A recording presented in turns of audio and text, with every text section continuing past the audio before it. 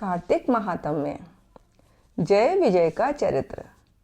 धर्मदत्त ने पूछा, मैंने सुना है कि जय और विजय भी भगवान विष्णु के द्वारपाल हैं।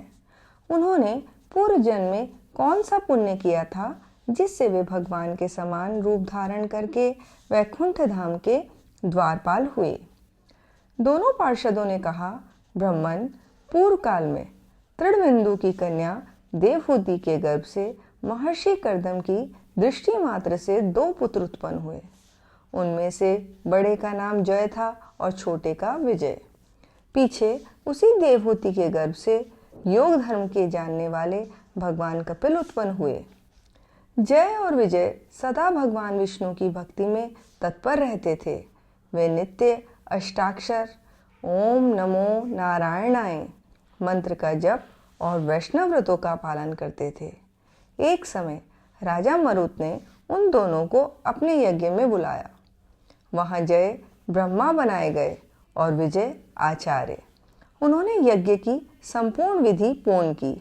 यज्ञांत में अभ्रत स्नान के पश्चात राजा मरुत ने उन दोनों को बहुत धन दिया। धन लेकर दोनों भाई अपने आश्रम पर गए। वहां उस धन का विभाग करते समय दोनों में परस्पर लाग डांट पैदा हो गई। जय ने कहा, इस धन को बराबर बराबर बांट लिया जाए।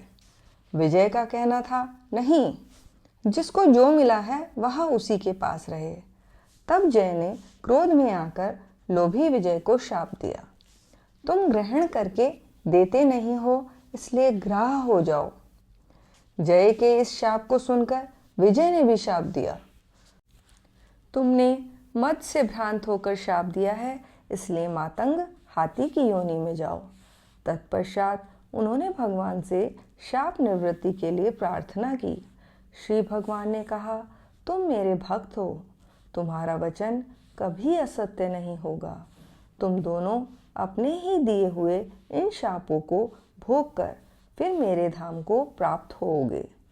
ऐसा कहकर भगवान विष्णु अंतर्ध्यान हो गए। तदनंतर वे दोनों गंडकी नदी के तट पर ग्राह और गज हो गए। उस योनि में भी उन्हें पूर्व जन्म का स्मरण बना रहा और वे विष्णु के व्रत में तत्पर रहे। किसी समय वह गजराज कार्तिक मास में स्नान के लिए गंडकी नदी में गया।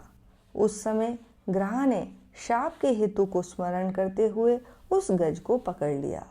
ग्राह से पकड़े जाने पर गजराज ने भगवान रमानाथ का स्मरण किया। तब भगवान विष्णु शंख, चक्र और गदा धारण किए वहां प्रकट हो गए। उन्होंने चक्र चलाकर ग्राह और गजराज दोनों का उद्धार किया और उन्हें अपना ही जैसा रूप देकर वे वैकुंठ धाम को ले गए।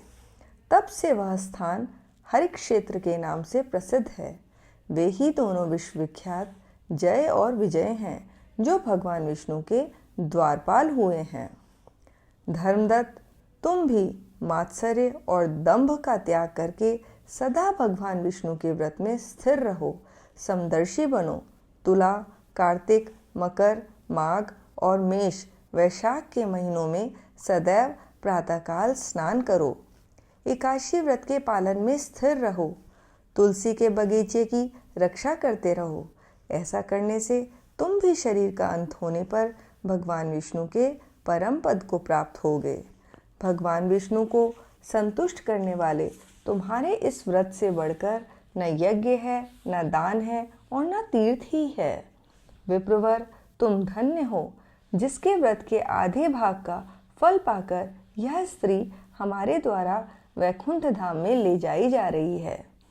नारद जी कहते हैं, राजन, धर्मदत्त को इस प्रकार उपदेश करके वे दोनों विमानचारी पार्षद उस कलह के साथ वैकुंठ धाम को चले गए। धर्मदत्त जीवन भर भगवान के व्रत में स्थिर रहे और देहावसान के बाद उन्होंने अपनी दोनों स्त्रियों के साथ वैकुंठ धाम प्राप्त कर लिया। इस प्राचीन इतिहास को जो सुनता है और सुनाता है, वह जगत गुरु भगवान की कृपा से उनका सानिध्य प्राप्त कराने वाली उत्तम गति पाता है। इति हरि ओम तत्सत, हरि ओम तत्सत, हरि ओम तत्सत।